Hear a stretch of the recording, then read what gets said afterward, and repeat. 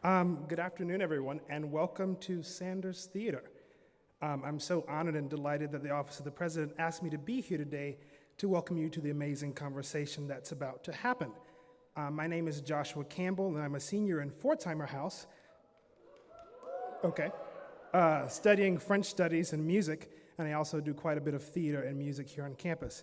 And I hope to keep doing theater and music, which means next year, if you're ever in the New York area, I'd be happy to give you a lift, or an Uber, or you can just give me some rent money. Now, today's conversation between President Faust and Mr. Conan will be about arts education and about being lost, which I usually am. In fact, I was at a loss about what to say about these two accomplished people who, in their own ways, have made so many contributions to advancement in the arts. Then I finally decided, you know what, I'll cut the quips and the gimmicks and just read the biographical info I received courtesy of the Office of the President. So let's see. President Faust. President Drew Faust is tall. Her Wikipedia page says she's from Brookline, the third of 6 kids, and she was raised Irish Catholic. She's a student of history, graduated with honors, and at Harvard she was the president of the Lampoon and wrote for Saturday Night Live and The Simpsons. Who knew? And let's see, Conan Christopher O'Brien. Conan is tall. His father, McGee Gilpin, went to Princeton and raised thoroughbred horses. He was a student of history and graduated with honors. He believes that the arts should be an integral part of the cognitive life of the university, and as the 28th president of Harvard University, commissioned a task force. Wait a minute, something's wrong. I think I'm a bit lost. Oh, here's the correct document. Yeah, tall, black hair, brown eyes, training in classical and musical theater techniques, learns choreography easily, accents include French, British. Wait a second, this is my resume. Conan, I've left a copy of this backstairs in the green room. Feel free to distribute it to all your friends. Hopefully today's conversation will help us all find our way, and as an artist, I know I need some serious help with that. Now, just a little housekeeping. After the conversation, President Faust and Mr. O'Brien will take questions from the audience. There are 4 microphones in the theater, 2 on the ground floor and 2 in the balcony, and we ask that you line up behind the mics if you want to ask a question, but please wait to do so until the Q&A portion begins. And without further ado, please join me in welcoming President Faust and Mr. Conan O'Brien.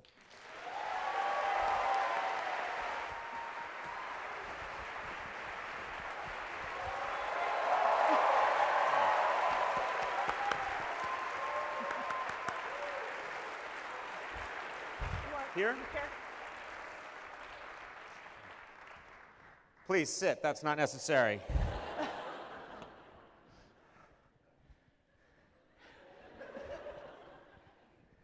I just want to begin by saying thank you to Conan O'Brien. We talked about his doing this about a year ago, a little more than a year ago, and extraordinarily generous of him to give us this time and to be here with us today. So how about another round of applause for him?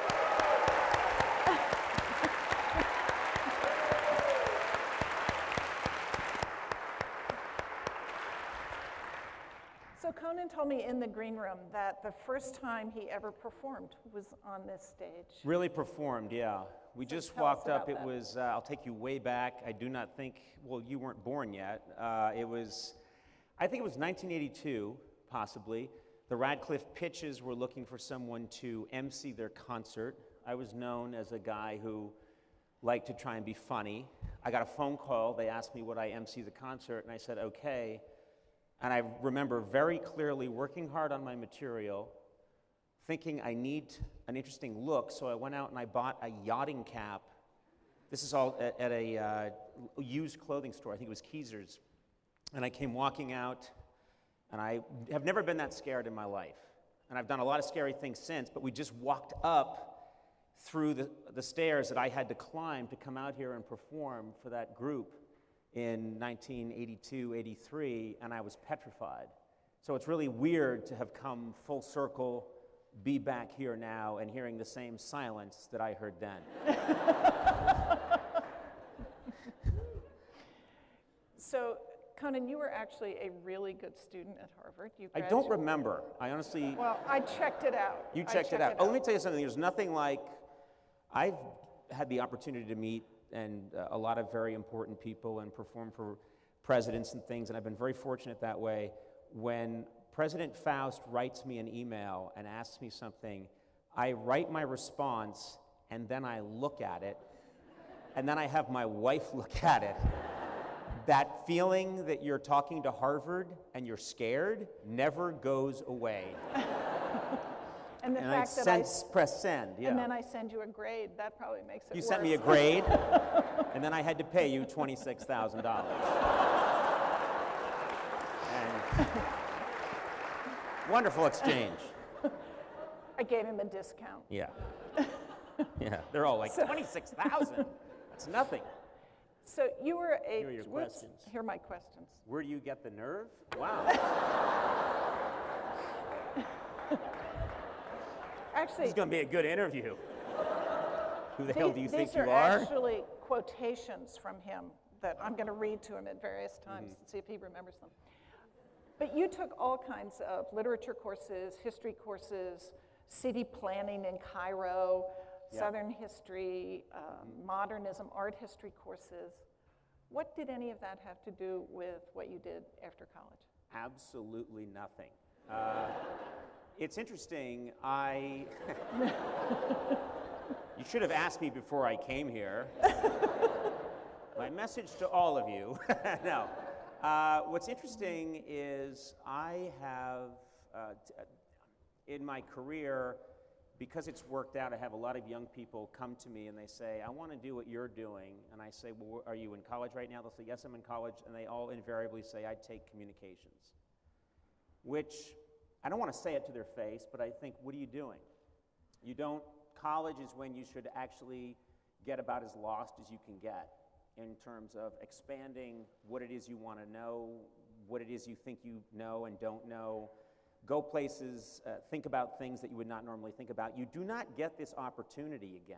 And I was fortunate that when I came to Harvard, I was insecure. I had some insecurities. I come from a public school system, and I don't know if anybody else here has had the same experience, but you come from, well, be proud about it. That was sad. Woo! Woo! I went to a very good public school system, but I got here and suddenly I was in Hallworthy middle entryway, and I was suddenly, there's going to be a lot of that. I'm just going to name places the whole time. Then I had a sandwich at Wigglesworth.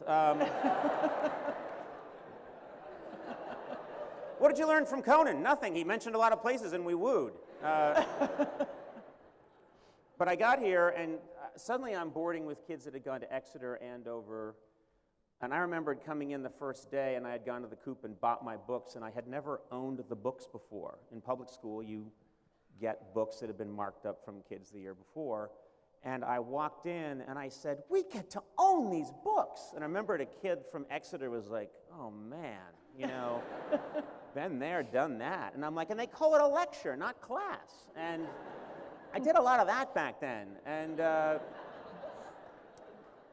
was very naive, and I was I thought, like a lot of people do, I'm not the one that belongs here. This might be a mistake. And I knew that I wanted to do something, and I was ambitious, but I didn't quite know what that was. And so my education here, what I loved about my education here was that I met a lot of very different people at Harvard, and I met a lot of people who thought differently than I did. I met a lot of people that had different backgrounds than I had, and I would talk to someone that'd say, I'm taking an urban planning class and we're going to study the layout of the streets in Cairo. And I'd say, sounds good, I'm in. Now, that hasn't come up in any interview with Lady Gaga. It's just not something that comes up in my professional life, but I do think it was valuable for me. I think a lot of that kind of meandering that you do sometimes when you're in school is really helpful. And I'm very honest with younger people that I was insecure then, I'm insecure now. We have a program at our school where kids that are underprivileged in Los Angeles, downtown Los Angeles, come in and they sit and they get to talk to me in the studio where I tape the show. And I remember one young woman said, I'm interested in performing and doing comedy, but I'm so insecure, when does that go away? And I said, I have bad news for you. It doesn't go away. And then I asked her to leave.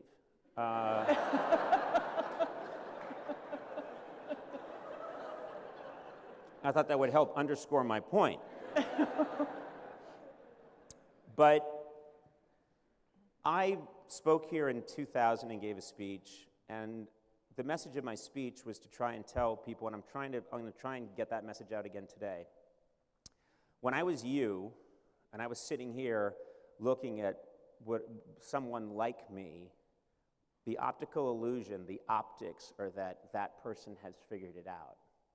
And I'm here, and they're here, and nothing could be further from the truth.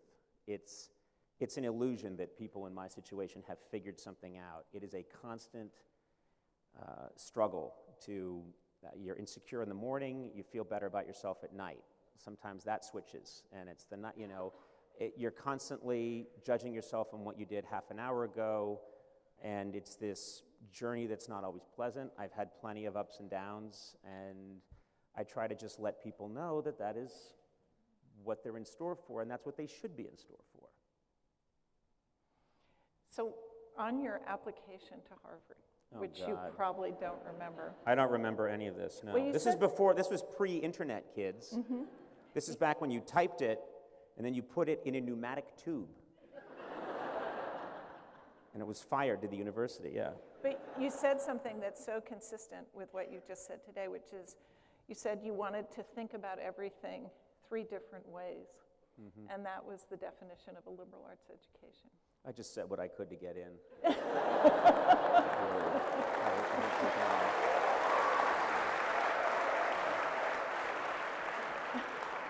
I was like, those suckers will buy this line. And then rolled it up and went in a tube, pneumatic tube back then, kids. No internet. So I just met your father downstairs. My father, yeah. And he said, I told security to keep my father out of this event. Well, he's out in the hall now, actually. But, he said you were always silly, and I was disappointed because I thought maybe we'd made you silly. Oh, God, no. But he said you were just always silly. So when did you decide you could be professionally silly? Did you get a glimmer of that at Harvard? Yeah, well, the Lampoon was a big influence because you don't learn to be funny, you don't learn to be silly. A lot of what you are, who you are, you're in some respects is decided, I think, early in life. You get the basic ingredients. To me, when I was a kid, and I think we all do this in one way or another, I ran through the list. What do I have? What do I have? What are my skills that will help me, A, not get picked on or beaten up, and that's in my own family, and B, that maybe get the attention of that girl I like. Those are the things that are operating on you on this very elemental level. Those are the things that you're thinking about when you're young, when you're a kid. Am I a good athlete? No, I was a terrible athlete. Was I incredibly good looking and all the girls liked me? No. I had this laundry list of things I would go through, and then I had this one thing, which is I could make people laugh. And so what happens, I think, is you find the thing you're good at, and in my case, it was so glaring. It's not like there were a million other things. There was this one thing. And if I had been a pretty good baseball player, I wouldn't be here today, The fact is and so I kept hyper-developing. You could say I was hyper-developing a defense mechanism. And then later on, and if you look at a lot of artists out there, that's probably what a lot of them are doing.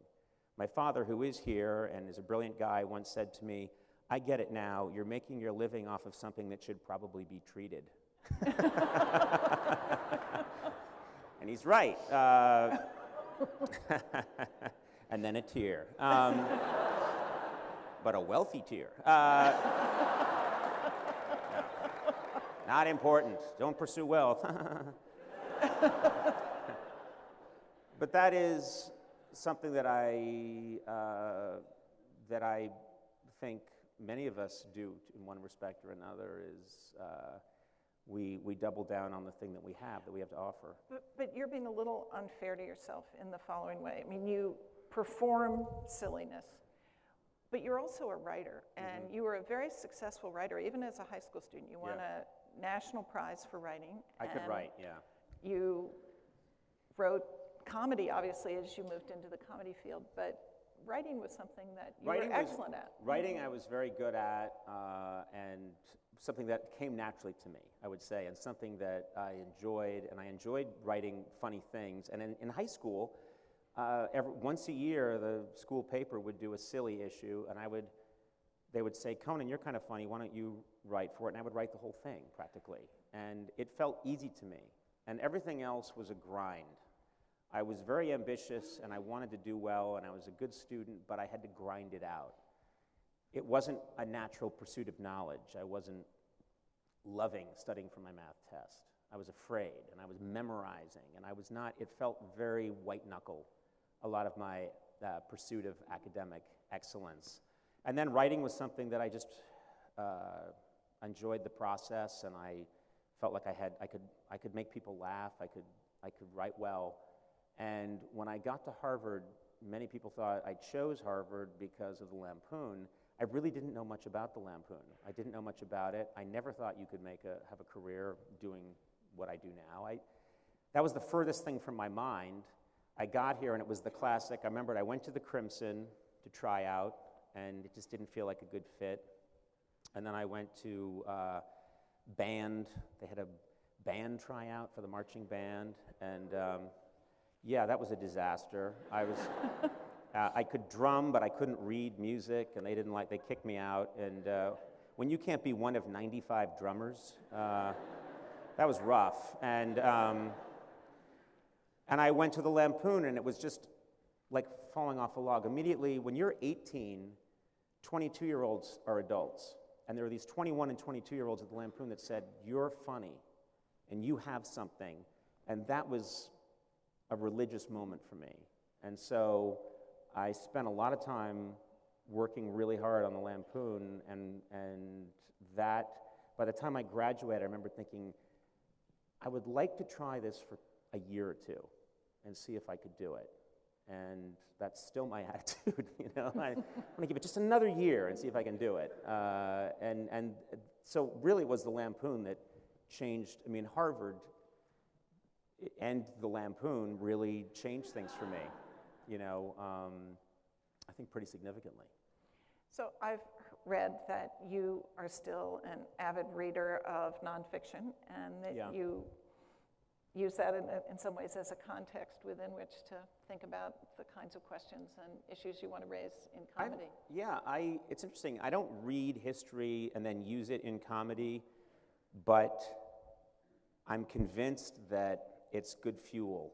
I'm really passionate about, I love history books. My dad loves history books. He's always telling me about, you know, there's a new one about the Wright brothers. I'll read that. You know, I devour them.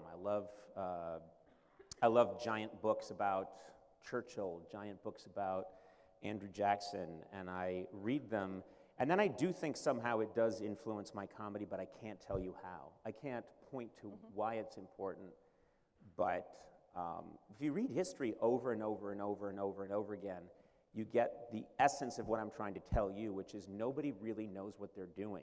And people in charge make terrible mistakes. The people in charge of the military, the Germans and the British and the French and the Russians in World War I don't know what they're doing. Everyone in charge doesn't know what they're doing. And that lesson you learn, all of Lincoln's generals, he had to go through like 15 before he got one who knew what he was doing. Over and over and over again, you learn that lesson. So I want to ask you about Lincoln. It's his birthday today. Mm-hmm.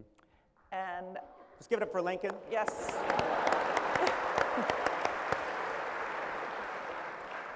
So kids are like, yeah, all right, you know. You've said that Lincoln is my ultimate human being. That's a quote from you. And also our funniest president. Definitely funniest. And I thought those two things may go together, but say a little bit about I don't Lincoln? understand how when someone demonstrates that they have a sense of humor, I think it's miraculous. And I think it's what's really lacking in politics, is that no one is allowed to pretty much express what I just expressed, which is that the world is a very complicated place. None of us really know what we're doing, and things can get a little effed up. I watched it. And I think John F. Kennedy was very good because he was very funny and very ironic because he had grown up ill and he had experience in World War II with how messed up the military was, and so he had this kind of Irish sense that things are a mess. And you could see he had a humorous, wry look and I think it helped him in a lot of situations, even though he didn't get to be president very long. Lincoln had the same thing. I think Lincoln, and I sometimes read some of his quotes, and they're just funny. They're just as funny today as they were then. And he'll describe a general who completely messed up a battle and lost his nerve, and he'll describe him as acting like a duck that had been struck over the head, and he has these great moments where you're reading him and you think he gets it. He's a funny guy, and he's known a lot of pain, but he's able to see the irony in life, and it's very human. To me, nothing's more human than when someone can stand back and relate how silly the world is, really. So that, to me, is why Lincoln, in addition to all his, he's the smartest person of his generation, but he was also a brilliant writer. He wrote the Gettysburg Address. He didn't have 9 guys write different drafts of it and then call around and have pollsters take a look at it and then add a few lines of his own and then give it to a spin room. He wrote that, and that's one of the most beautiful things anybody's ever written. Do you think Lincoln ever thought that he would get this present from Conan O'Brien on his 107th birthday? I think that's pretty terrific. Yeah. He'd be like, who let that Irishman in? They're allowed to speak. So you concentrated mostly in U.S. history. Yeah. That was the focus. I did. I started out in, what I wanted to do early on was do anything I could to not get too specific. So my plan was, there's a major, when I heard there was a major history and literature, I was like, great, because that's pretty much, and that's blocking out math and science where I'm weak. So when I heard there was a history and literature, I said, that's great. And then when I heard it was possible for me to be history and literature of England and America, I was like, fantastic. Because if you study England, you could also do France. I just wanted to keep it as wide open as possible so that I would be unemployable when I graduated. And I raise that in part because now you're all over the globe with your show and with your performances. We travel, you were in Cuba. And we did a show in Cuba. We did a show in Armenia.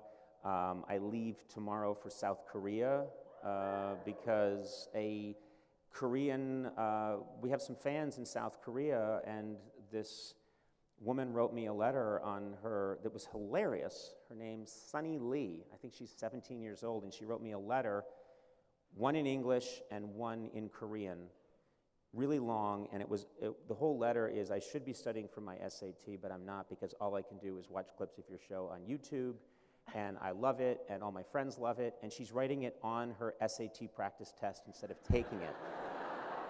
And then she sent it to me with a bunch of very mysterious Korean snacks. I'm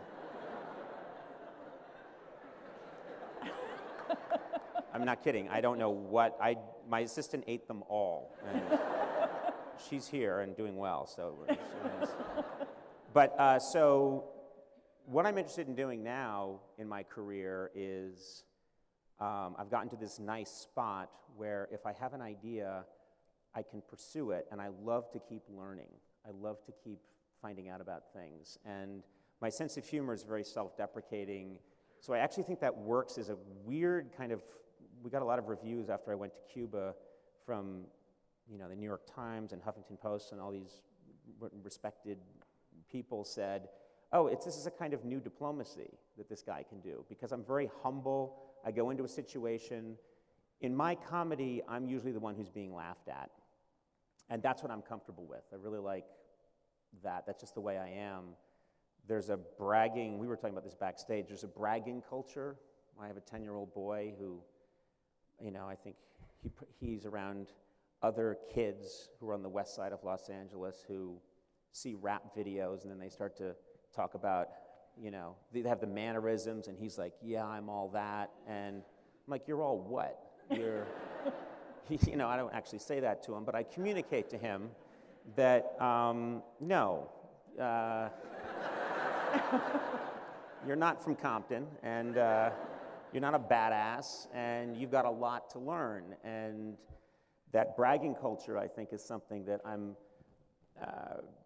almost completely opposed to in every way, which is be humble, find the humor in yourself, and I like to be funny with people, not, I will make jokes about people if I can get away with it, if they're not around and there's no consequences. But for the most part, I like to go into a situation, whether I'm in Armenia or I'm in South Korea or I'm in Cuba or I'm in Finland. I like to make myself, let them laugh at the American, which is what Mark Twain was doing in the 1880s, 1890s with the Americans Abroad. He's getting a lot of laughs at, a lot of people, you're laughing at the American who's out of his element. And I think in the world, as a culture, we come across as very cocky. We come across as very dominant and self-assured. And when you can be a representative from a country and actually the poorest of them gets to laugh at you because you're ridiculous, you're 6'4", your hair looks like a pastry, you have no color in your skin, you have no lips, you don't seem to have any testosterone, your legs are way too long, torso way too short, this is sad. But when all that comes out of you and they can laugh at you, it's sort of actually a beautiful thing. And will you see Sonny Lee? I will see Sonny Lee. The press in South Korea has a hold of it now, so they want to turn it into a big thing. And, so I don't know what's going to happen when I go to South Korea. And I really don't know what's going to happen when I then visit North Korea. I'm told there's been some kind of trouble up there, but I like to go to a place first and then find out what's going on. So I think we should open up and let you talk to the students of Harvard Anyone University. who has a question or just wants to yell at me? Microphones, there's one there. Microphones there's are there. One there. There's some up there. There's a guy, so very please confident. come ask some questions. Okay, didn't really dress up. That's all right. Want me to mess up? Very casual. Just from the gym, I guess. Okay, well, that's all right. Do you want me to mess up? I can mess up easily. Okay, first things first. I'm from Cairo, Egypt, by the way. You're from Cairo? I'm from Cairo. You've got problems with your urban planning. That's exactly my question. I don't know what you were studying there. I've waited my whole life We know that. It's something we're very proud of. to talk to someone in Cairo. The grid is all wrong. We'll talk about it. It's something we're very proud We're canceling of. Korea. It's something we're very proud of. I know. I was wondering what you were studying there because I don't think we have something to study. But besides that, second question, or maybe two questions in one. I have a friend in South Korea, a big fan of yours. Her name is So-Hyun Jin. If you can send her an invitation. I don't know if you're actually going to do that. I have her email. Anyways, more important question. At the end You realize you're saying this is the third question and the first two haven't been questions. I have a problem with math as well. What's happened to Harvard is what I want to know. I have a problem with math as well. My third question. My third question. You look quite handsome. Well, that's all I've got. Thank you. You said at the end of your video that if anyone sends you food from their respective country, you'd be willing to go there. Yes. So if I send snacks. I was very specific. If I send you If a country sends me snacks, I will go to that country. We don't really have snacks. We only have food. But okay, if I send you snacks from Cairo, would you visit? Yes. You sure? Yes. If the Ministry of Tourism gets this, they're going to send you some stuff. Yes. I will see you in Cairo. My assistant will eat them all. Okay. I hope she's fine. I'm going to Cairo. Just send the snacks. Once I get I the will. snacks, I'll go to Cairo. I promise you. Okay, no problem. I'm going to Cairo. Snacks first. That's how it works. Yes. What's your name? Hi, Hello, what's your name? I'm Tess. Hi, Tess. What house are you in? Lol. Oh, that's the one I tried to get into. I hear, yeah. I was sent to Mather. Oh, yeah. That's great. That was It's the easy to biggest hose room. down that place. Yeah. They poured it in one mold and then just walked away. I hear back in the day say that the houses, you actually had a choice? Yes. And that apparently you were grouped into different. Yes. They were definite. They had more of a person. Each one had a personality. You could literally go to Eliot House, and everyone eating there was wearing a bow tie, and had a falcon on their arm. No joke. It was a different place. And then you go to Quincy, and everybody was like lifting weights at the table. I mean, it was everything. And then you go to Mather House, and well, no one was there. We just people Some refused things never to eat change. So my question is, now after really decades of late night television really being dominated by men, what do you think can be done, in the 21st century for us to make it more equal and have more women involved in late night comedy? Well, first of all, it's a great question. Thank you. And I think the first thing I would say about that is that I think there was, for years, comedy was completely male-dominated. When I started my late-night show and we would get applications, the most interesting thing I would notice is that if we got 300 applications for comics, a handful, maybe 6 or 5 would be from women.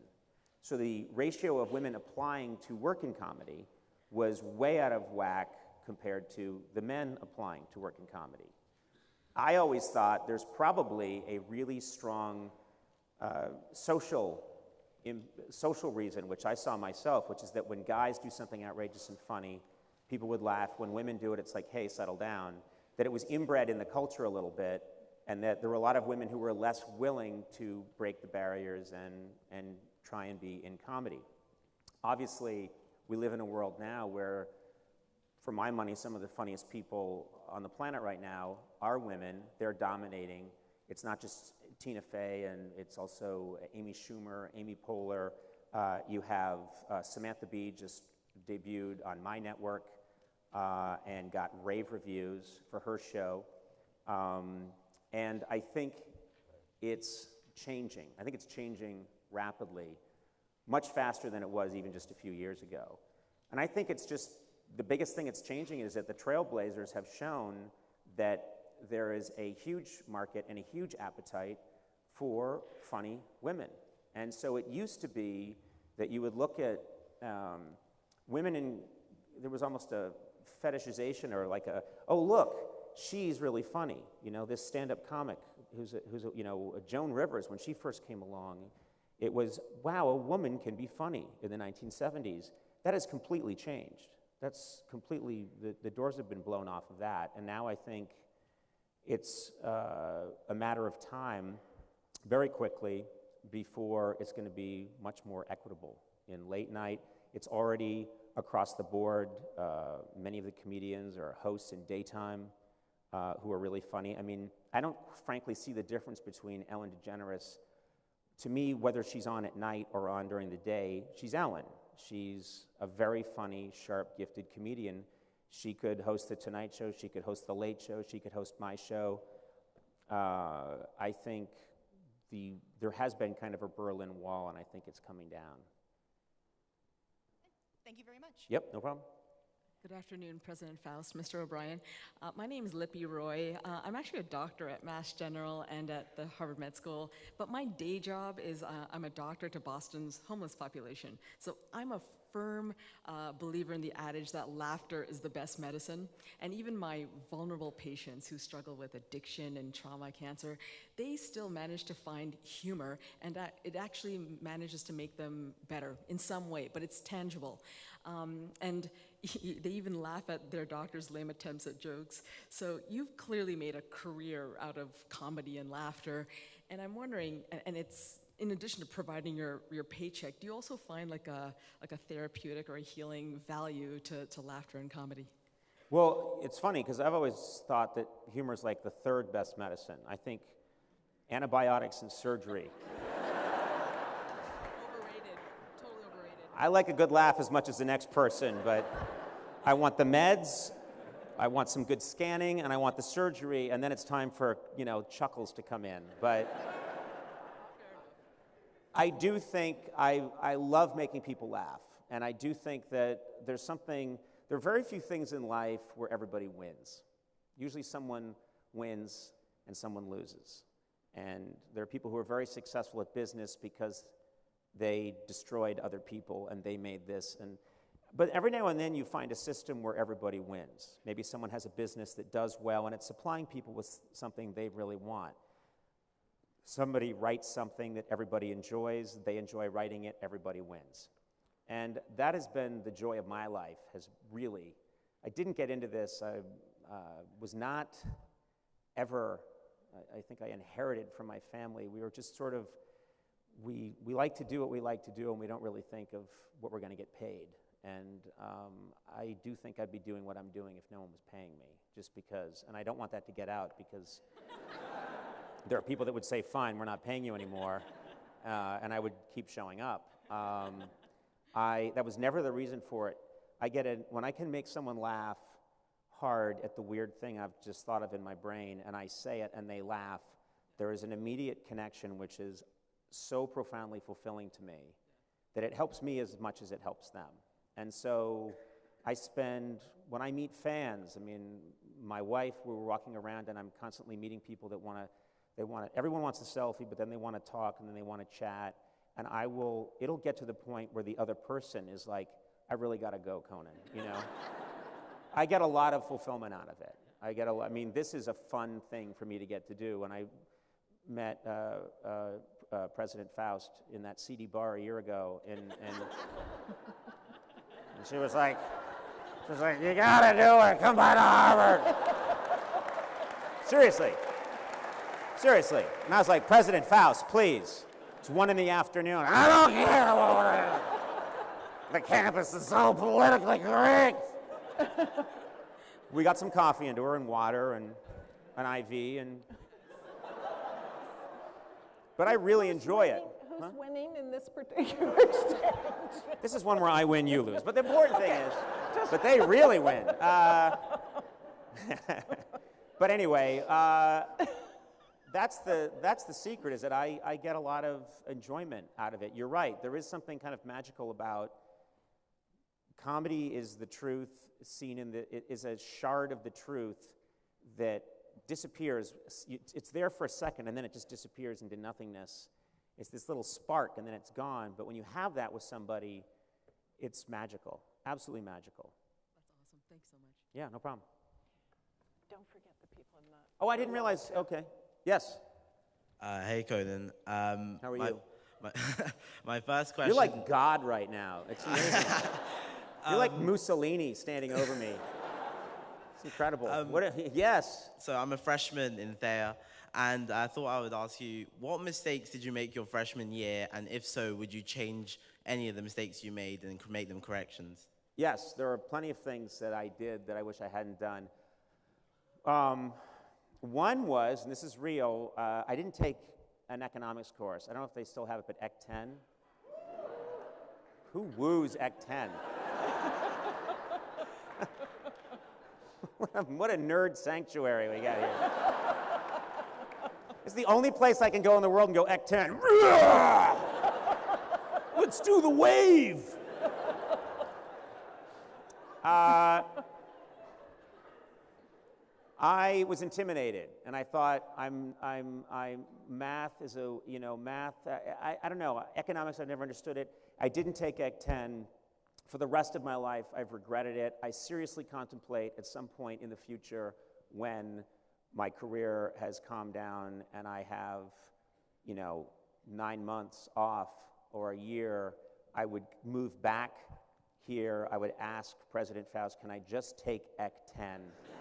Because I'm constantly reading about the economy. I quasi-understand things.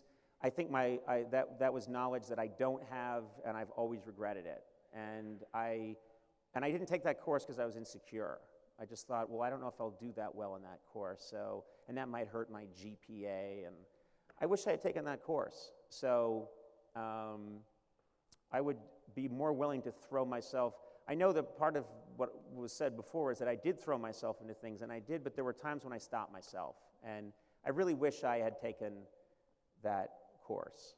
And I wish acne medication had been further progressed. That would have been a real game changer for me. Oh, man. Yes. I'm trying to see who's next. I want to be equitable. I'm Yes. up here. Where? Oh, anyone, Over here. please? Oh, yes, right there. Sorry, there's a light here, so all I see is light, like I'm dying. And then I don't know what's happening. Yes. Hi, Mr. O'Brien. Please my call name's me Dr. O'Brien. Dr. O'Brien. I'm so sorry. I got a doctorate from Dartmouth.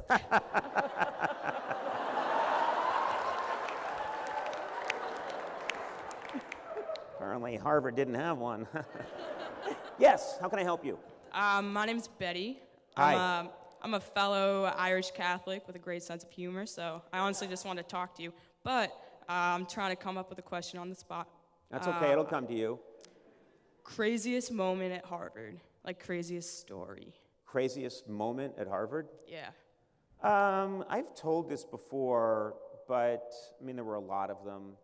But I remember a few of my friends and I played a prank once. This is, you know, pranks made me nervous, but this one actually felt like a fun. There was a guy.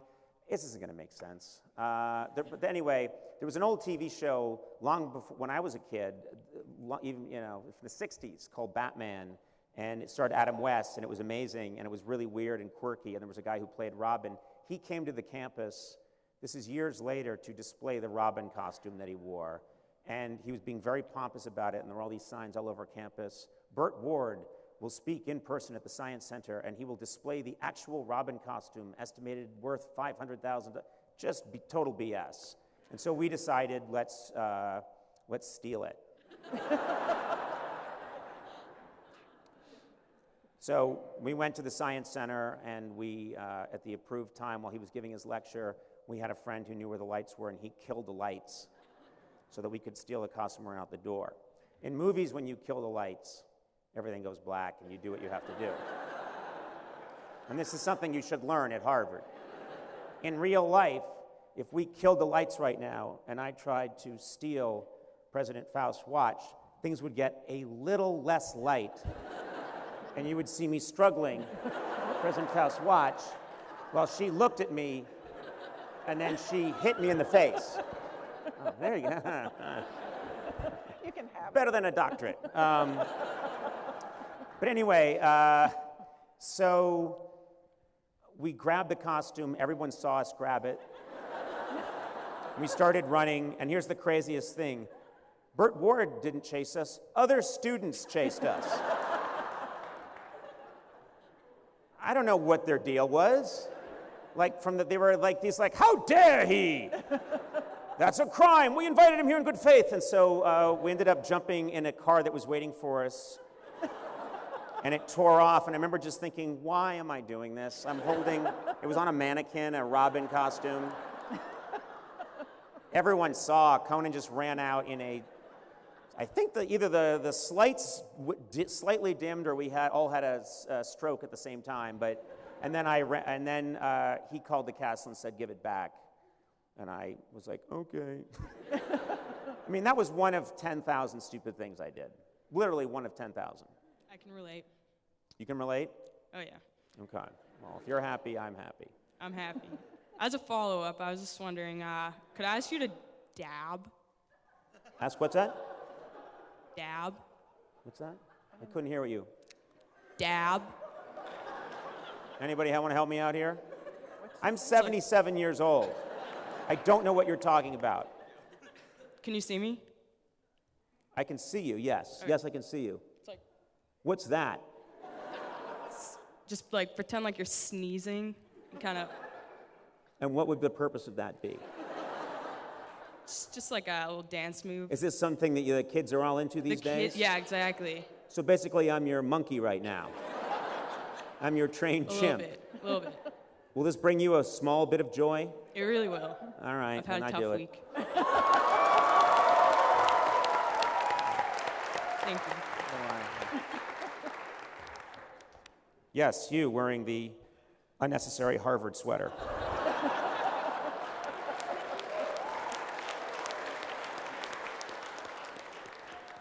It's a cold day. I didn't mean to, I'm just saying. We all know. I was curious, as a 19 or 20 or however old you were, If there was one piece Could of you advice, speak a little closer to the mic? Just tilt that mic. It'll tilt up if I know my business. if there was one piece of advice you would tell yourself now to someone who is maybe trying to find their way in the world. I think there's this great, I don't know if it's a Buddhist, I don't know where it comes from. It may be from a Dixie Riddle cup. It may be Confucius. I honestly don't know. I don't even know if they still make Dixie Riddle cups. I may have invalidated myself with all of you right now. Expect difficulties is something. I think everybody in this room has gotten into Harvard. Some of you probably are here, snuck in, but I don't care. Let's just say for point of argument that everybody here got into Harvard and you feel this incredible pressure to succeed. And I gave a speech here back in 2000, and at the end I said fame is a little like a white tuxedo, it looks good. Or success is a little like a white tuxedo, it looks good, but you're very afraid of getting it dirty, and it can inhibit you. And I think I would tell my 19-year-old self that everything you're feeling right now, I used to think that if I could look at someone like myself, I thought they had figured it all out and they were fine. And wouldn't it be magical if I could have my own show and be funny and everyone knew who I was and most people liked it? That would be a great thing and it would solve all my problems. And I would like my future self to say, that's not the case. It's actually day by day, how you do your work, how you conduct yourself, how you treat people, what the joy you get out of your work, that is far more important. And I'm not saying that as like to try and take away from, I'm really proud of some of the things I've achieved, but I wish I had not put myself so low on the totem pole when I was 18 or 19 years old and thought that these other people who were sitting up on stage talking knew so much more than me and had happy, problem-free lives, because that's not true,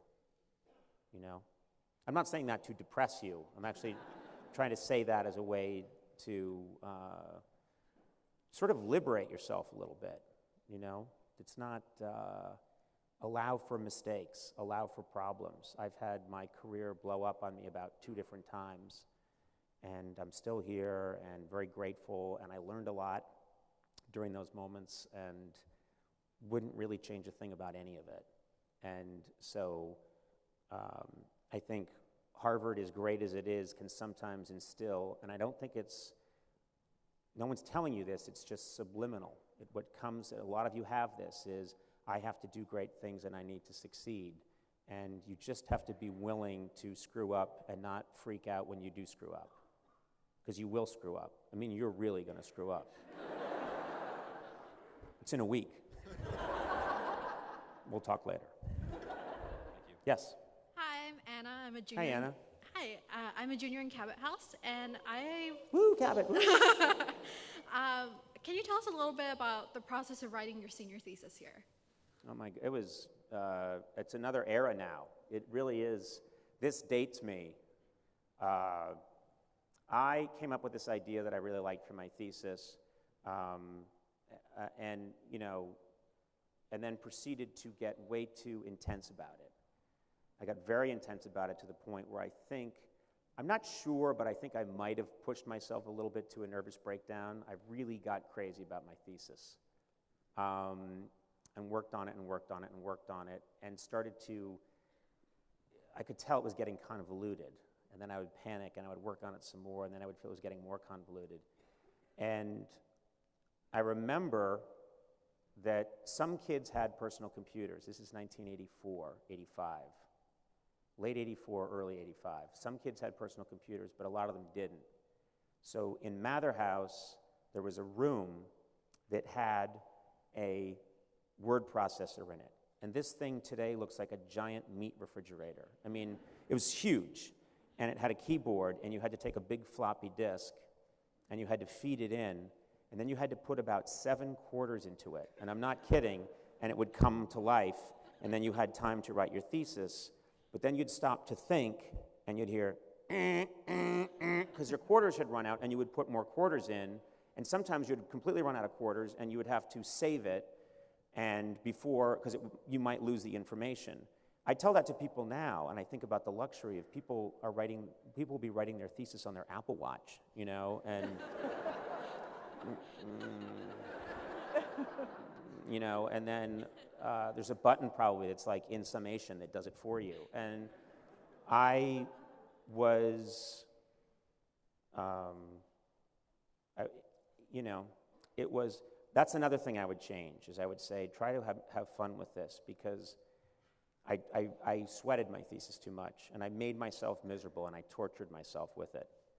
And funny story, about 5 years ago, I went on a national tour, and we had booked out, we had arenas, giant auditoriums, and it was a show where I did comedy and music, and I had electric guitar and a big band, and the show would always end with me doing these songs and literally surfing through the crowd, and we had these amazing, like Eddie Vedder came and did a spot, and Vampire Weekend, and you know, Tina Fey, all these people came, and it was like this big love fest every city we went to, and it was amazing. And at the end, it was a rock show. It was this amazing rock show that was really fun, and I had great musicians sitting in with me, and we'd blow the roof off the place and say, "Good night, Cincinnati," and everyone, ah, the dream that everybody has. I got to live that for a summer.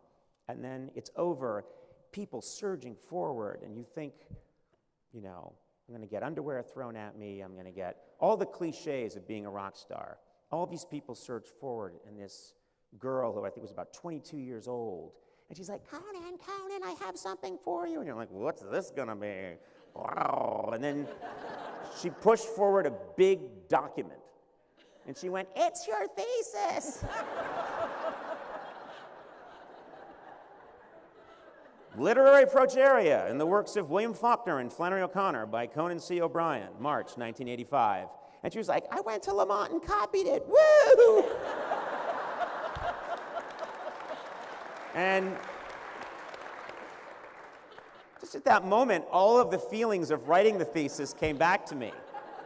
And so there I am with like my shirt open, you know, and suddenly it all came back. The terror, and for years afterwards, nightmares about the thesis wasn't really done.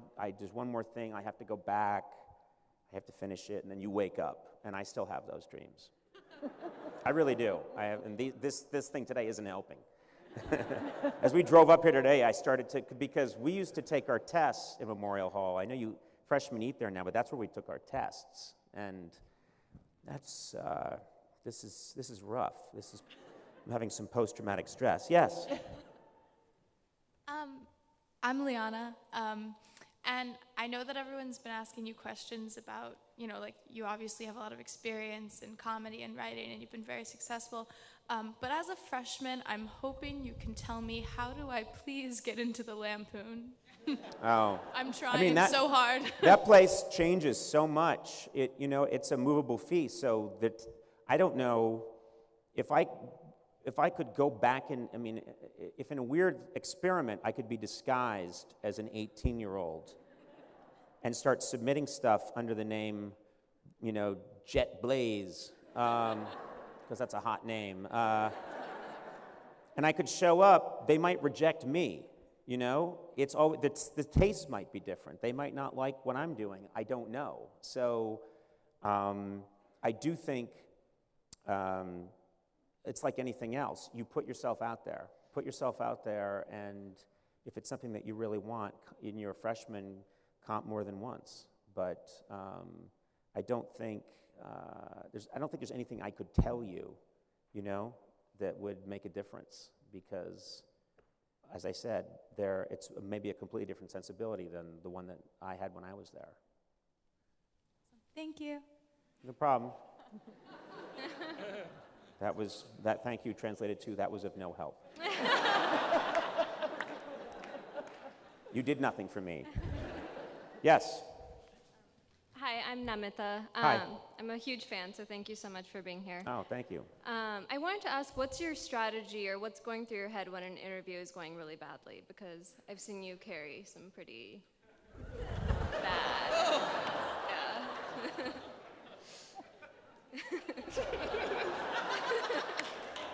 It's a compliment to you. I think we're out of time. No.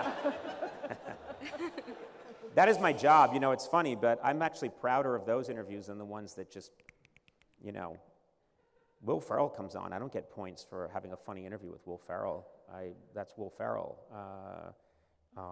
If absolutely hilarious, if Bill Hader comes on, I shouldn't even get paid that day. You know, those are hilariously funny people that come on the show. That's easy. I actually feel that I don't get paid to talk to those people. I get paid double to talk to people who, it's a weird situation. We have a format or a culture that wants some people to go out and have conversations, witty conversations, to help promote their project. But sometimes that's the exact antithesis of what it is they do. There are amazing actors who are terrific, and if you put them in a small space, they can give a nuanced performance with very, you know, small movements of their face, and it's beautiful, and they get it just right, and they win Oscars. And then people say, now you got to go promote that movie, get out there and get out with Conan, and you know, and they, whatever. That's the only picture that will come out of this whole event. And they can't do it. And that's when it's my job I always think it's my job to expand or contrast, go high or go low. My job is to make them look good. So we have some people come on. I have seen people whose hands are trembling out there. And I feel empathy for them, and I want them to be comfortable. So I've had people who've said nothing, and I have filled it in with stories. I have said, that's funny, you exhaled, and that reminds me of the time, and then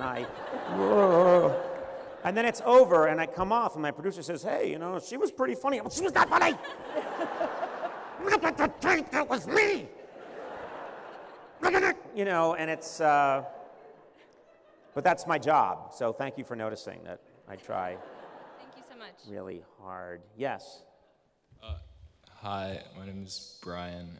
Before I ask my question, I just want to say I'm from the Harvard School of Rock, and if you want to play with us anytime, you're more than welcome. Thank you very much. What is the Harvard School of Rock? It's a club that plays rock music.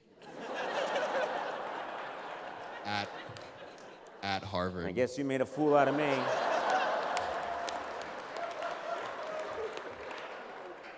I'm not getting paid for this, by the way. I want that clear. Keep abuse on me. Yes. That's a very nice offer. Thank you. Sure. So what I wanted to know, because when you said this earlier, it really made me feel sad. That's what I'm here for. You don't sound like you could get any sadder, by the way.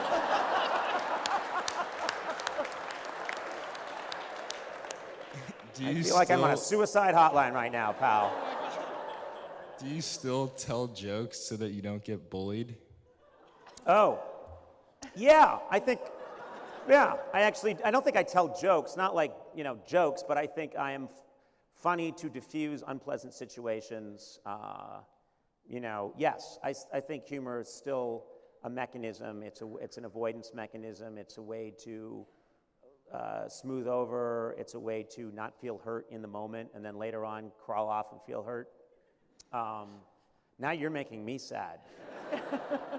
So you've done your job. But yes, I don't think stuff like that goes away. I think if you learn it, I think humor, you know, my last year of my life, I think I'll be using humor in some way to deflect pain. Who bullies you? Well, right now it would be you.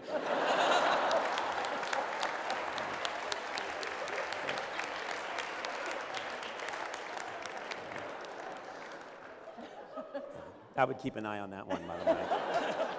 Just watch his movements. Yes. Can't see you, you're just a shadow. No idea what you look like, but it's good. Go ahead. Hi, Conan. My name's Josh. Been a lifelong fan since you were doing the year 2000 skits with Andy. Oh, yeah. In the 90s. Long time ago. Long time ago. No one here, too long ago. I think more than any comedian I know, you incorporate your staff in a lot of your videos and a lot of your sort of behind the scenes. Yes. And I'm wondering, why is it that you derive so much energy from them? It seems like Sona, Jordan Slansky, and these kinds of people. Why do they bring you so much energy, it seems? Well, first of all, Sona's here, so anyone, yeah. Sona's here in the building. I don't know where she is, okay, she's here somewhere. What's that? Oh, there she is, right there. Sona, stand up, Sona. Let people see you. That's my, stand up. Stand up. There she is.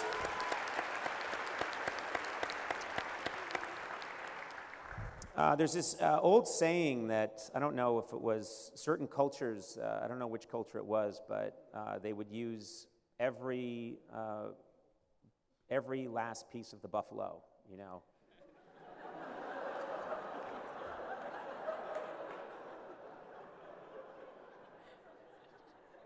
Nothing to do with what I'm saying right now. No, but when your job is to look at things in a funny way and you work in an office and you're trapped, we're on a submarine. We're in this, for 23 years I've been in a small space desperately trying to think of funny things with other very creative, crazy people. And what happens is you end up inevitably seeing what's really funny about the people around you, and then you start using them on the show, and sometimes that's the best stuff because it's so real. I can't make up a person. Jordan Schlansky is a production assistant on my show, and I've had people stop me at fast food places, like stop their car and get out of the car while it's still running and grab my arm and say, "Is Jordan real?" He's such a strange, strange fellow. I couldn't make him up. I couldn't make Sona up. You can't make, these are real people, and they're endlessly funny and great, and so why not put them on television? Yes. Oh, Right there. me? Okay, Yes. hi. My name is Sarah, and I'm actually a current member of the Radcliffe Pitches. Oh. So it was very exciting to hear you mention kind of how you got your start. That was my with our first group. ever gig, Yeah. emceeing for the Radcliffe Pitches. And so just really quick, we wanted to thank you for your involvement and invite you to our 50th anniversary concert to be held in 2025. Yeah, we're just giving you a lot of time. You know, so you can put it in your calendar. I will consult my doctor, see if I'll still be around, and if I am, I'd love to come by and have people wonder, who is that horrible old man? Thank you. Thanks. Yes, if I'm around and if people still care, I'll come by. Awesome. They might just be wheeling out a brain in a jar. Hello, everybody. Yes. Hi. Oh my God. I'm Lola. Hi, Lola. Hello. What's up? You should come see the Hasty Pudding show. It's not in 2025. It's like now. And my question is. Hasty Pudding. Come on. Come on. It's called That 1770s Show. And my question is, what is the stupidest thing you did when you were younger, like high school, elementary school? Oh, this is terrible. This has become an embarrassing game show. I really, I don't know. That one I'd have to get back to you on. I don't know. That's just like, what's your favorite sandwich? How many sandwiches have you had? I've done so many stupid things. It's very hard for me to think of what was a really stupid thing I did that long ago. Or recently? You just want me to embarrass myself here. I honestly, I'd have to think about that and get back to you. I don't have a right off the top of my head answer for stupidest thing I've done. That's really, a lot of things are fighting it out in my memory. Thank you. Yeah, good luck with which is it? Hasty Pudding, yes. Good luck with that. That's where they do puns. Yes? Thank you, first of all, for coming.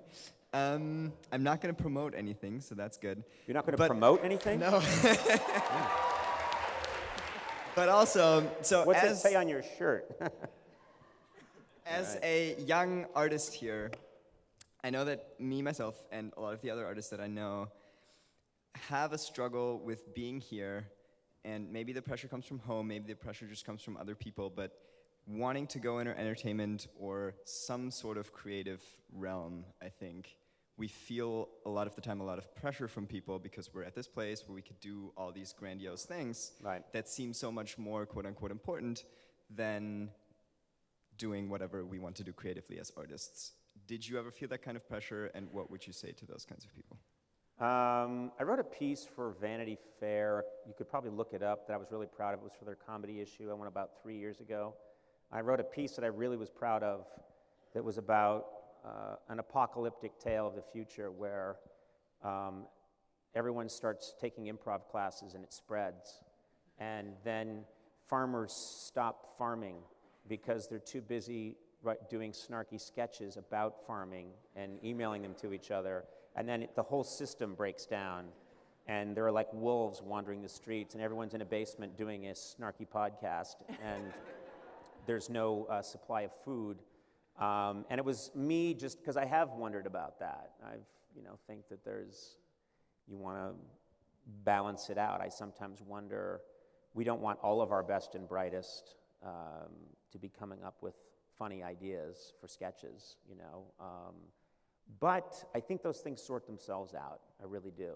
I think that people that are meant to be doing it end up doing it, and people end up finding what it is they're here to do, and they do it as long as they're honest with themselves. So I don't think that's a big concern. I never thought myself I would be of more use, at the Pentagon or in medical research or as a lawyer. I just never, I think I'm of more use doing what I'm doing.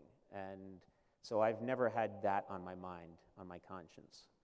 I really think this is something I can do, and it's a way that I can help. But the rest of it gets sorted out. I really believe that. I think people figure it out. People start out maybe thinking they want to do comedy. They try it for a bit. If they're not meant to do it, that becomes clear, and then they end up discovering the cure for cancer, and then they get into comedy. Yeah.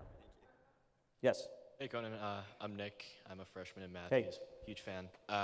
My question is, you addressed the pressure of kind of being here, and when you consider, the job market is, kind of getting smaller and how we're all, kind of sort of in competition with each other for, the future, what would you suggest to, someone young who's trying to make a name for himself or distinguish himself amongst so many? Make a name for yourself in what field? Well, I'm in econ, so I can't really do that. But how do you distinguish yourself amongst so many people? I really believe this is a message that I say to younger people, and it's not fun, but I will tell you this: it's absolutely true that and I said this once, and I absolutely believe it, but if you work hard and you are easy to work with, meaning people enjoy working with you and you're helpful and you're trying to help the group, even in a troubled economy, I do think that people tend to do well when they have those traits. Do you know what I mean? And I have found that if you, and a few of my friends as well, Greg Daniels, who went to school with me, has created some, Parks and Rec and The Office and so many great shows. We both, when we started out together, we were partners before I wanted to get into performing. And both of us worked really hard, but I think the thing we also had in common was that people liked working with us. We were kind, we were nice, and I think some of those things are so elemental that they get lost because everyone's trying to think, what's the secret? What's the word? What's the strategy? And actually, working very hard, I think, is far more important than having talent. Talent, we don't know what talent is. I'm here at Harvard. Nobody can tell me what talent is. They can't locate it in the brain. Nobody knows what it means. Nobody can quantify it. This guy may have a lot of talent. This woman may have less talent. This woman may have tons of talent. This guy may have very little. It's all about taking what you have and maximizing it. And you do that two different ways. It's working really hard, and it's also, in my opinion, and it's a terrible word, but karma. There is something to being a good person, being a nice person, trying to work with people, help them, be a good partner. Word gets out. When someone like that is around in our show, we've had interns come work for me, and the ones that always rise up through the ranks and end up becoming a producer on the show, and eventually producers of their own shows, are always the interns that showed up, killed themselves, did a really good job, but they weren't the ones jumping on the elevator with me and going like, Conan, you, me, a mocha latte, ha ha ha ha. Because I had interns do that and we murdered them. And That's just, I mean, I do think those are the essentials. You know, there's no secret. It really is, if I had to say it's two things, it's working really hard and being easy to work with and kind. You put those two things together, and in any economy, sadly, you'll be a rarity. Yes? Hey, I was wondering what effect you think the era of sort of having increased sensitivity to how other people feel has on comedy, and like what, if anything, do you think is too far or too offensive to say? I don't know. I've heard people like Jerry Seinfeld said, well, I don't want to play college campuses anymore because they're too sensitive. I haven't had that experience. I don't know. We are living in an era, obviously, where it's quite clear on a lot of campuses people are hypersensitive to about certain issues, and some of that's to the good, some of that may not be. I honestly don't know. I know that a lot of comedy is feeling out the environment that you're in and responding to it. None of this is scripted today. It's just a conversation, and I didn't come in here with a set agenda of this is what I'm going to do, and this is what I'm going to say, and this is where I think there'll be a laugh. So to some degree, I'm playing off of the people in this room and trying to be sensitive in that way. I think there probably are comics now that would come in here and do a bunch of material that may be not sensitive to that situation. So sometimes as just an observer, you can feel when you're watching that certain speakers can't go to a college and speak. That troubles me, because I think that goes counter to what a liberal arts education is about. I think, pretty much, I think students should still be listening to anybody, even if they don't like what that person has to say. That's me personally, but. Cool. Well, thank you. Okay. Yeah. You? Who? Next? Someone? Yes. Hi. Oh, wow. Hi, Conan. I'm Connie. I'm a senior in Leverett. I've watched your 2011 commencement address at Dartmouth maybe 30 times all the way through. It's one of my favorite things ever. It definitely picks me up when I'm in a bad mood. But incidentally, you actually said, you ended it by saying, if you work hard and are kind, amazing things will happen. And I carry that with me every day. So I'm wondering if there are any quotes from your heroes that you carry with yourself. I couldn't hear the last part. Any quotes from your heroes that you carry with yourself throughout your career? Well, that earlier one, expect difficulty, I always think about that. That's the kind of person I am. I always think trouble's about to hit.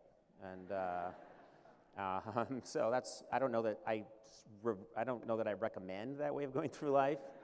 In terms of quotes from heroes, I'm terrible at remembering like quotes. I'm terrible at remembering jokes.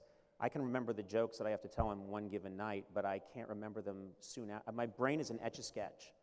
I come up with what I have to come up with for a 24-hour period, and then I go to sleep and I shake it, and it's completely blank. I'm not quite sure who I am right now. So I don't know that there's one quote that I could tell you that would blow you away. Thanks. Yeah, like Nike, just go for it or whatever. Is that still a thing? I don't know. Yeah. Hi, I'm Sylvia. So, I mean, you talked a lot about checking the list down and then finding that one thing that you have and just kind of knowing if it's something that you're meant to do. But did you ever feel sometimes that maybe you had that one thing wrong, and what did you do when you felt like you were forcing it to get through it? We're talking about like 4 minutes ago. Yeah. I think everybody has that. That's just having you're not human if you're not questioning. I go through periods of time where I think, okay, I don't know if this is what I'm supposed to be doing anymore. Have I done this enough? What's the next thing?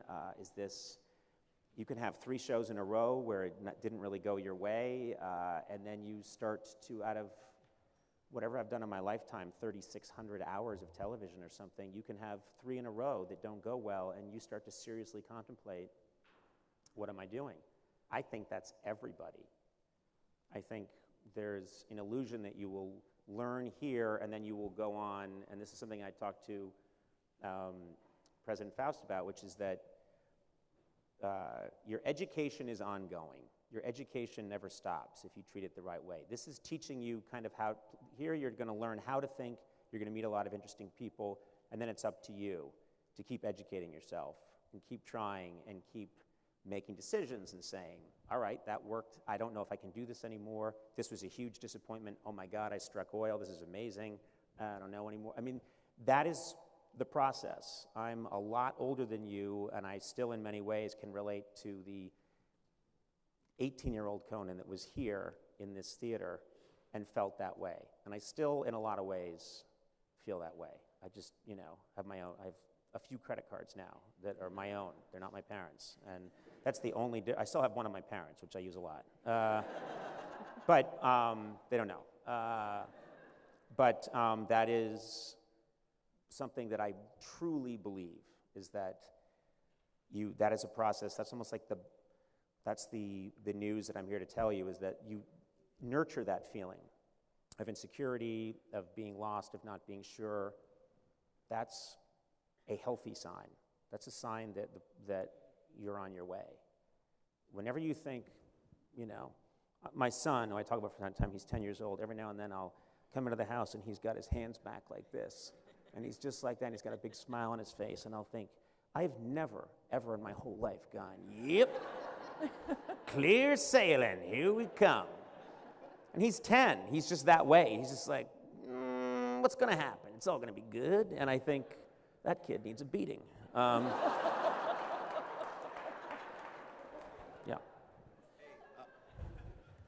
Hey, my name is Jose.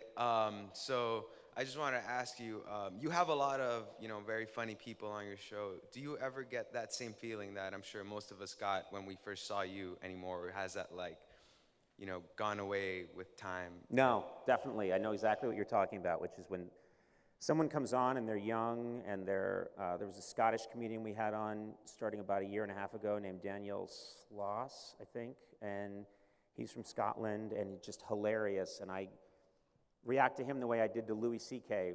Louis C.K. was, I think, the second writer I hired back in 1993. And one of the things we did together, actually, is because Louis was from the Boston area, I once came back here to Cambridge, and he came with me. This is when my show had been on for about a year, and it was struggling. And Louis and I just hung out in Harvard Square. And no one knew Louis. You know, people knew me, but they were like, I don't know if that guy's going to make it. And Louis now is like this demigod. And I get as excited today seeing young people come on the show. And, you know, Kevin Hart, doing things with Kevin Hart, he just really makes me laugh. He's an amazing improv partner. And when I first met him, he was, you know, his career wasn't where it is now. But he's such a, I could tell, he's got such great comedic energy. He's so funny, and he really is that guy. If Kevin Hart was here right now, he'd be like, what's your name? You know, what do you do? And he'd make something funny happen. And it's sweet, it's nice, it comes from a good place. So I'm as excited today to meet young, talented people, young, funny people, to see a young, funny show. There's a show called Man Seeking Woman, comedy sketch show. That's hilarious. I see little things here and there, Last Man on Earth, Bill Hader. I see young people doing really funny stuff, and it makes me, I'm so excited that it keeps you young. Makes me feel like if I'd seen them when I was 19, I'd be as excited as I am right now. Thank you very much. Yep. President Faust and Mr. O'Brien, this is your upper right. Thank you for doing this. What time does our plane depart? This is just what it sounded like. Currently a fellow at the Kennedy School, and learning the things that you would think people would learn at the Kennedy School. One thing I've been very surprised at, however, are how these military and political leaders who are center stage and running our world and protecting us have all said of the importance of balance in life, and they sort of talk about Erik Erikson and how the richest and fullest lives attempt to achieve an inner balance between work, love, and play. You are at the top of your game, you are at the top of your field, so I just wonder if you could comment or if you had any thoughts or advice. Sure. About balance? Is that what you were saying? Just about How, when you're someone who is so accomplished and so driven, how do you achieve balance in your life?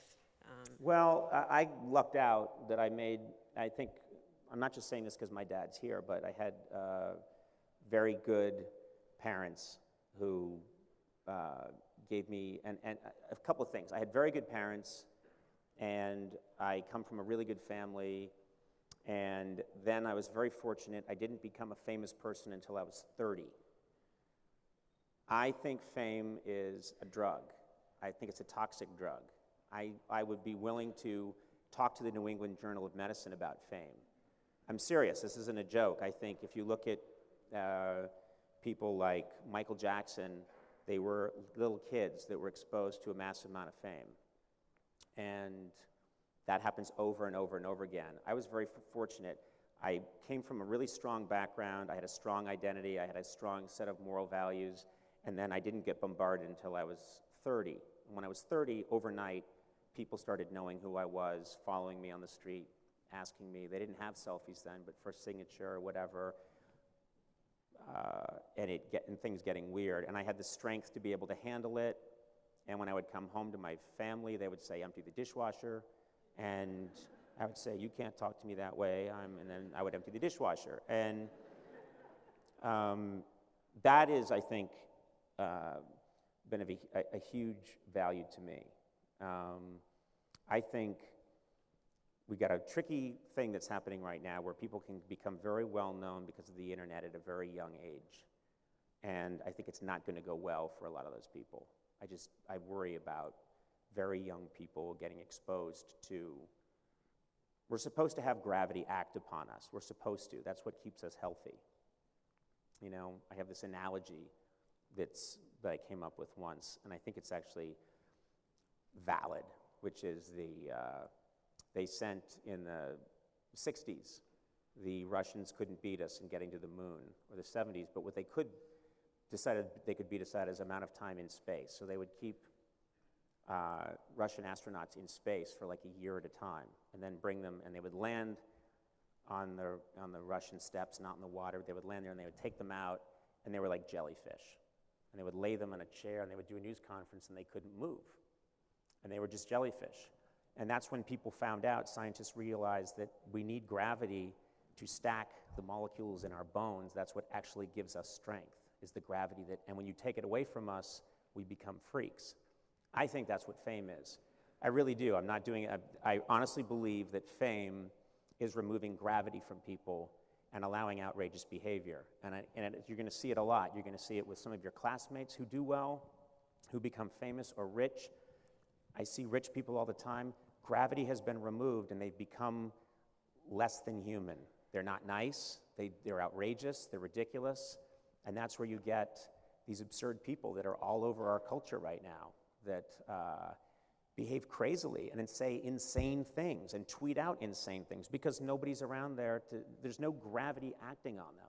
It's actually not even their fault. So I think for me personally, I was very fortunate to come from the place I came from, and because I came from that, I chose a partner, my wife, who's like, you know, I've been married 14 years, I've known her 16 years, and she's just, you know, that's great.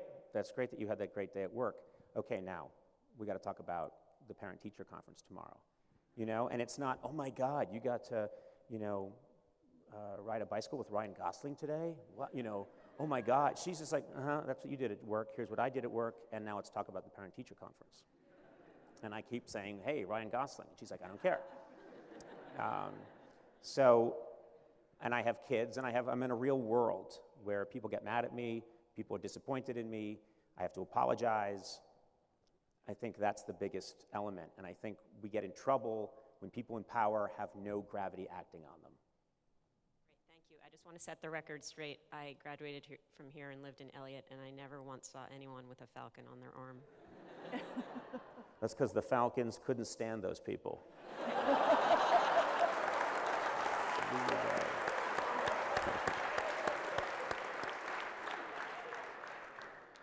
So one more. What's that? One more. One more? I'm being told we have time for one more. Yes. Hi, I am Christine Christine. I'm writing for the Crimson Arts, and I think that nowadays it seems that arts education and like the arts department seems to be the first thing that gets cut down on when there's a budget cut in colleges. I know Harvard is putting a lot more emphasis on this, but for you as a performer and an artist, what do you think should be the approach towards arts education in colleges, and how important do you think an integrated art education is for college students? Well, I think it's huge, obviously. As far as I can't answer the economics of it. The arts are never going to get, the arts, have never had the financial backing that industry is going to get. And art sometimes flourishes at times historically when it isn't fed that much. Sometimes the best music comes from Liverpool because no one's paying attention, or it comes from the grunge movement in Seattle because it's not being inundated with a lot of help. It can work, obviously, different ways.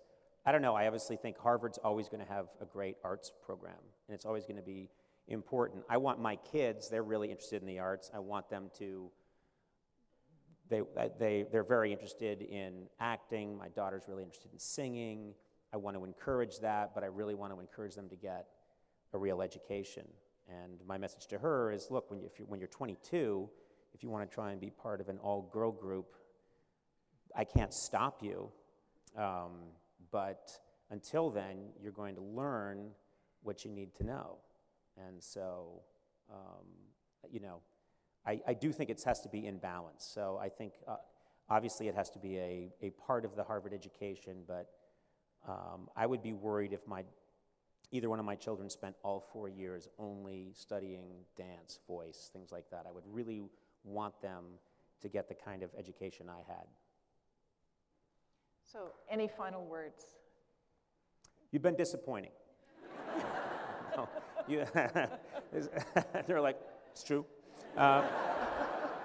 You're very self-hating. No. Just thanks. This was a treat for me.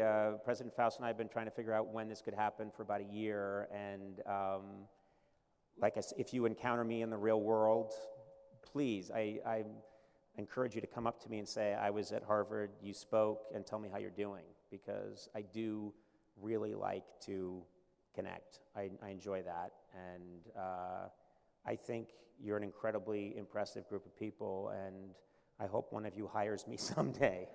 I mean that. You think you're here to look for a job. That's what I'm thinking is I see a sea of people that will be in control of the world when I have trouble walking, and I just ask you to be nice to me. That's all I ask. Thank you so much. Thank you. No.